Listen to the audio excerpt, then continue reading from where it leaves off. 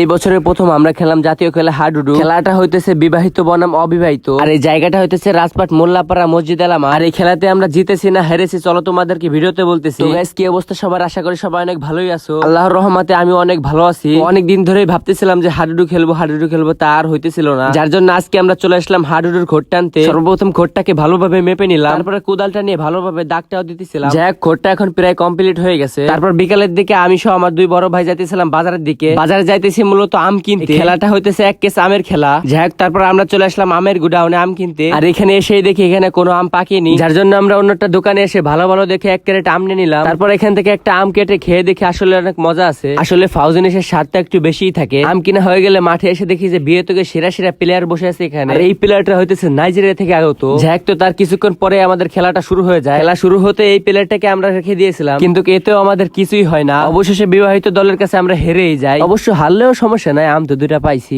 সবাই ভালো থাকো, টাটা।